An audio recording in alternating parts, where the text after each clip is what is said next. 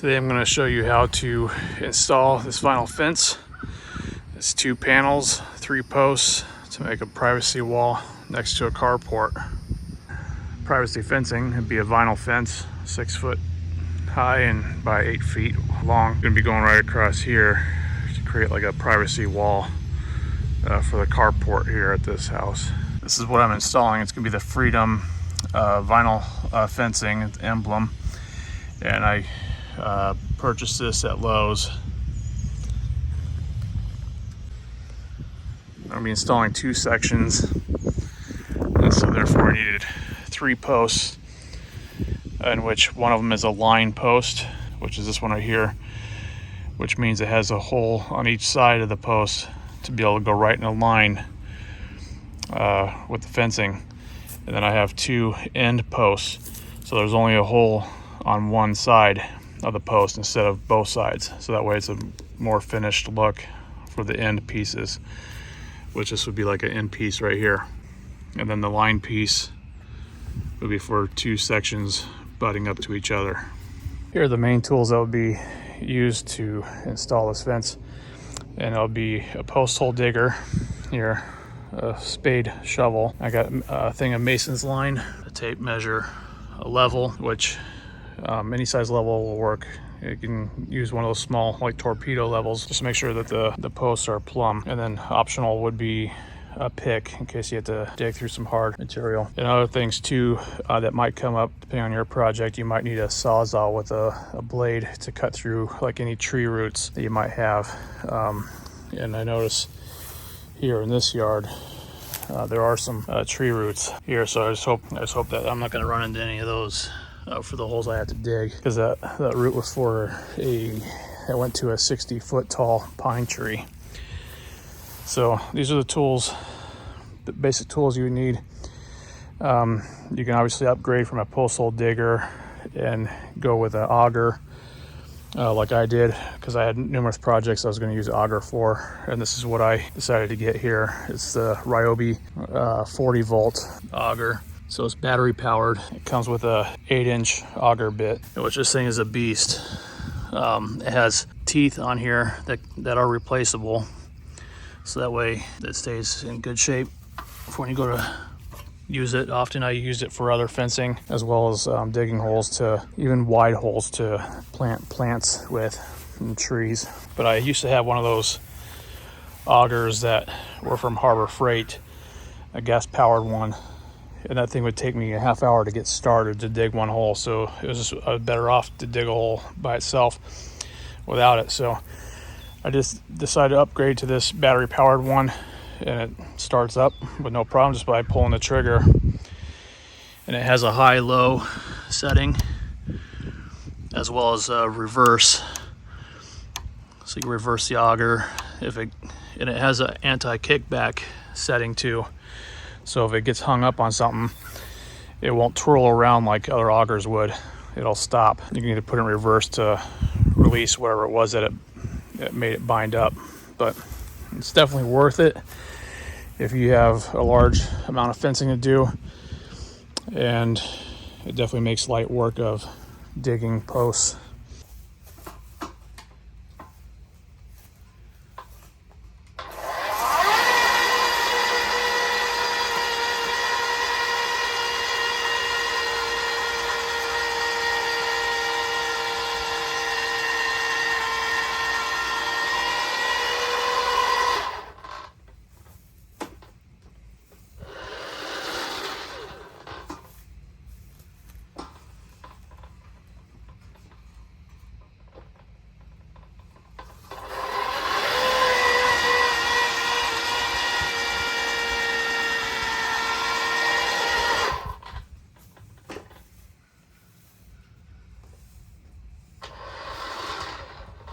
And go 2 feet down, so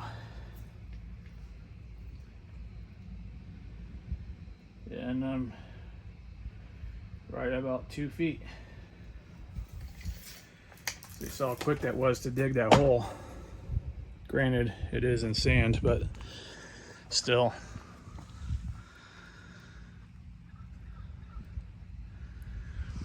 The thing is awesome. I do love it, and definitely recommend it if you have a lot of posts to dig. So being that I used the auger to dig the post, it is only 8 inches. So for the post, they do recommend, I think it's around 10 inches. So I'm going to show you a trick with the auger to make the hole wider. Otherwise, you could just use a shovel, which is another thing I added to the list of tools needed just to have to be able to remove the dirt around the hole. So I'm going to use the auger again to widen out the hole.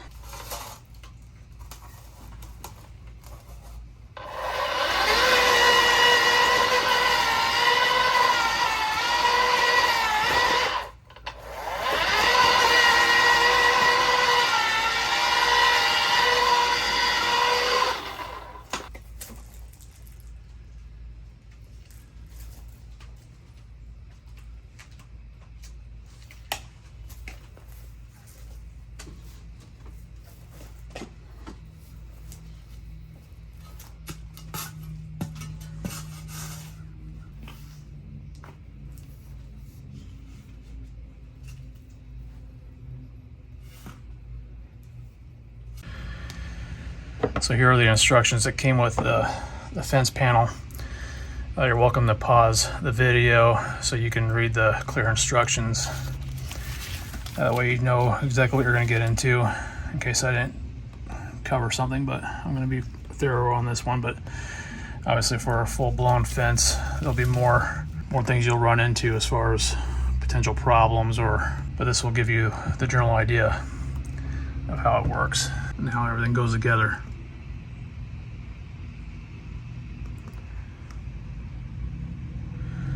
So you see here they do recommend the 10-inch wide hole for the post. And then when you're setting it, you are gonna have to lean the post out. So that way it also gives you flexibility to lean the post outward while setting the pickets.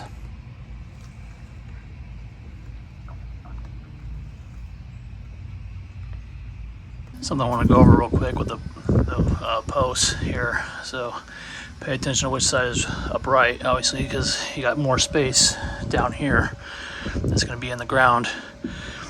They have a hole here for if you put in mixed concrete. That way concrete will go into the hole there and make it more solid. The top and bottom rails here have these little notch outs. They're like almost like little clips. And what they do is when you go to put it in, it'll lock in place.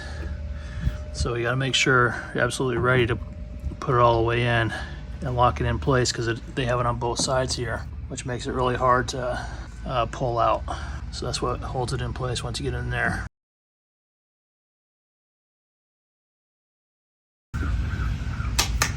So you might want to make sure it's the line post you're grabbing where it's the hole on both sides, like so.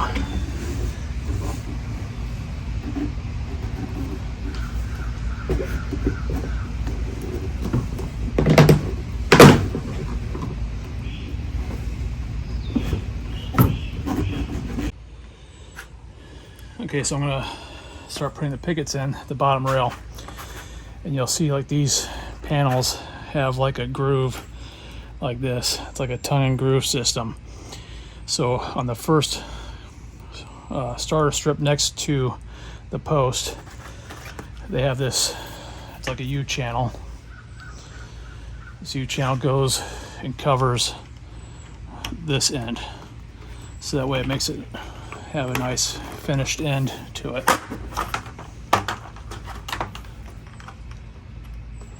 But it won't go down, it won't go all the way to the end.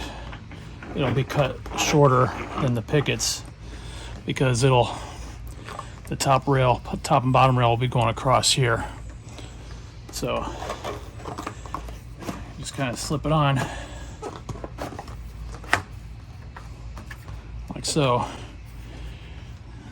And this is what it would look like afterwards. So you put it in towards the post side first.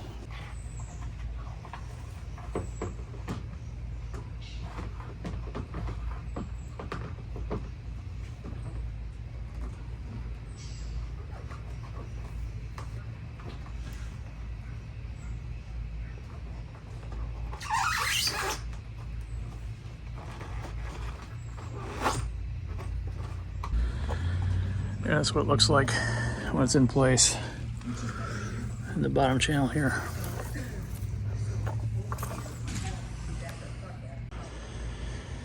So next you'll just keep repeating each step for each panel in the tongue and groove section and work your way down.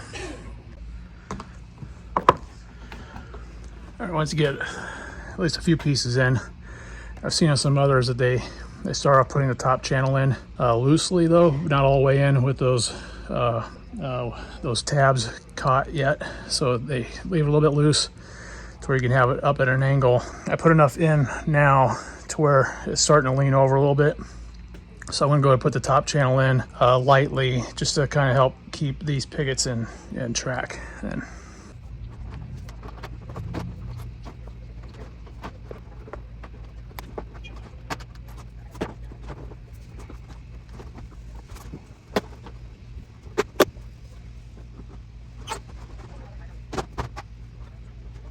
okay, so for the last piece, the last slot in the panel, you'll put the other U channel piece, put it on the opposite end that you started with on the first piece.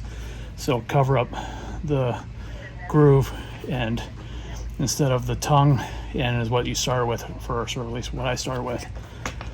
I guess in the end it doesn't matter which side you start with, but you're going to end up with the opposite. So all right, so you put it on and then you put on the last piece. Okay, once you fit it all in place, you'll go ahead and seat one end, the top rail in. As you see, I left the other end out so far, just to show you nearing the end of this panel. So here it is, the finished part here.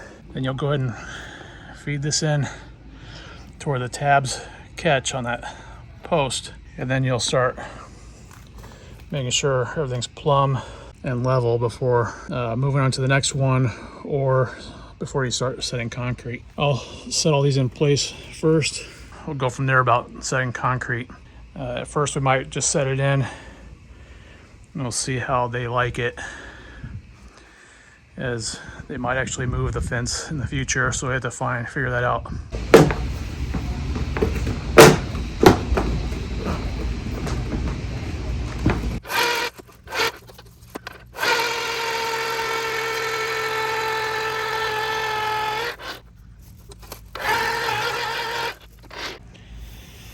So you guys are aware, even though this is considered an 8-foot panel, so what they're technically measuring is from center of post to center of post is 8 feet. So that's why I wanted to get one set just to confirm the length between posts, and it's 8 feet on center. So whatever you get for your panels, be sure to double check what you got, because some manufacturers do figure differently as far as what the length is. But I say it is most common to go center to center from center to post. Another thing I want to mention too is that these posts are not actually 2 feet from the bottom rail. It's actually like 21 inches.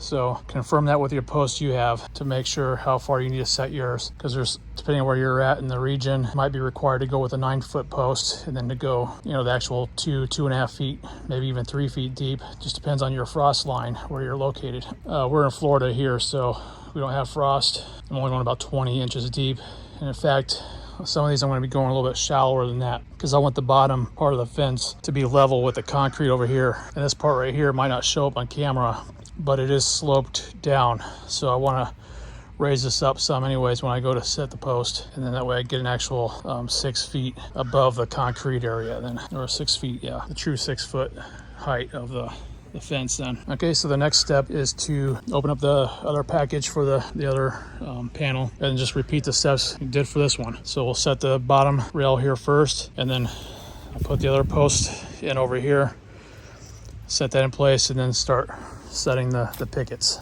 and just repeat the steps. So I've been working on the second panel here, getting it in, and the top rail has been a pain getting in, but towards the end I discovered a trick, and that is go ahead and lift up on one of these slots, put it up inside the channel, and that way it kind of opens up the middle part here, and then it'll make the rest go in easy. So just give that a shot.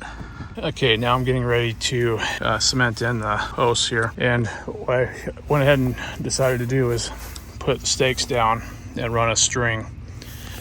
That way I make sure all the posts are in a line and also running parallel to the edge of the concrete over here. So I'm going 36 inches over and then running it to the 36 inches to the string itself. Running it here.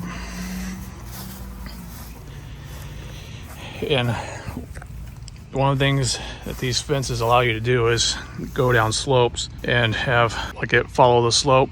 But on this, I'm gonna just make it level all the way, and then you'll see like there's like no gap over here and there's a gap over there in the ground, but the fence post will be plumb and level, as well as the panels will be level. And this they'll fill in with either dirt or a flower bed going on the other side. Another trick too is I had dug the holes too deep on the couple of them, so I had to lift the post up with the fence in place. So what I did was I took the pick and went into that hole there of the post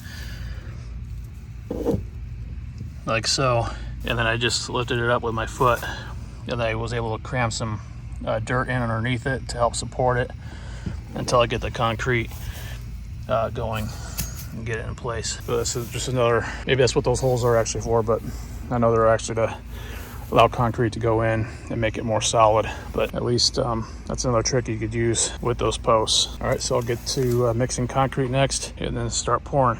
All right, so I ended up mixing the concrete in the bucket. I started up with a shovel, so I have it on the hole here. And what you want to do is you kind of want to massage the concrete down so that way it settles into all the nooks and crannies.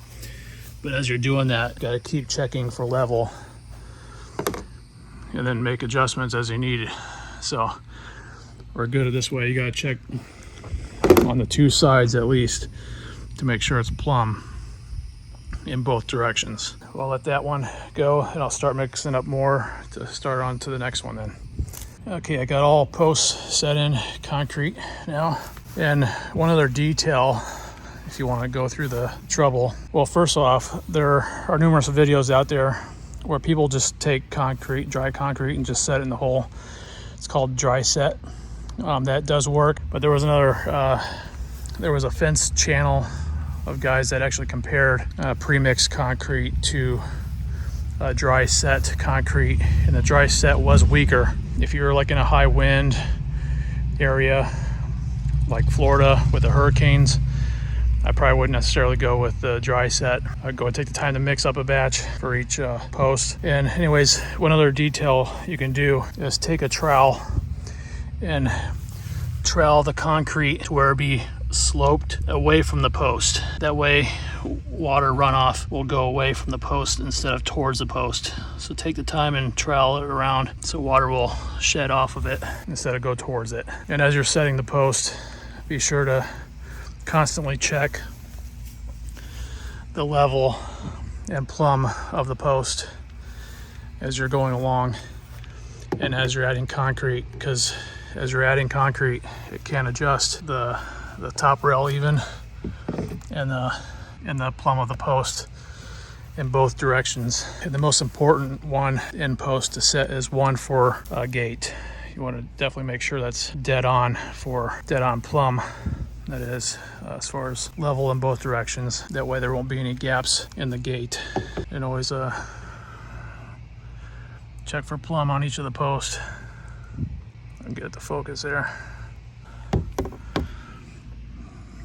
In both directions. And do it for each post. Then the last step, when all done, will be to set the caps in place, which they have an optional PVC glue cement. You just put like a little dab in each corner, or doesn't take much. You can also use silicone. So just like this, you put a couple screws in, one on each side of the post, or at the end of the top rail on each side. This is obviously the middle post to show you as the example. That way it'll help prevent the top rail from moving out in both directions, obviously, and prevent the fence from collapsing or falling apart. So it's just another security measure to help hold everything together. And then after you're done doing this, then you can go ahead and glue on the cap. Here's the PVC cement that I used to glue on the cap. I put a dab in each corner, and then since I had some left of this small tube, I went ahead and put some in the middle on each side, and that way it'll glue it to the post, and there won't be any worry about it from then forward. But they sell bigger tubes of this in case you're doing a large area fence. This is just a small tube that actually came with a small 4x4 cap that I got for another project, but it works. There it is.